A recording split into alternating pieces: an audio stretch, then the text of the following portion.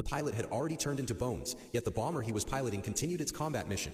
At that moment, an enemy fighter jet spotted it and began firing wildly from a distance, while the pilot in the cockpit had also long since turned into a skeleton. Upon detecting the attack, the bomber's automatic retaliation system activated. The turret rotated, and with a single burst of fire, the fighter jet was successfully shot down.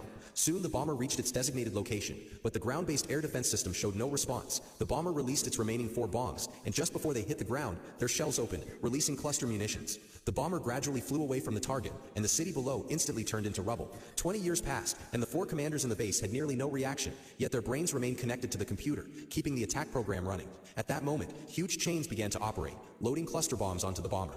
As the engines activated one by one, the lights in the cockpit flickered on, illuminating the pilot's skeletal remains. However, centuries of continuous operation had nearly drained the base's energy, and the remaining power could no longer support the bomber's takeoff. The system then shut down the life support systems of the commanders, and redirected all remaining energy to the engines. Finally, the bomber took off again. It flew through the fog of war and out of the clouds. However, as sunlight hit the aircraft's body, exposed wires quickly ignited, and one engine was severely damaged and gradually stopped working. Soon the second and third engines followed suit, and the remaining engines couldn't support the massive frame of the bomber. Before it could release its bombs, it plummeted into the sea. The final combat unit was completely destroyed, and the combat system declared the war over. At that point, new species continued to emerge. The extinction of humanity did not have much impact because humans needed Earth, but Earth did not need humans.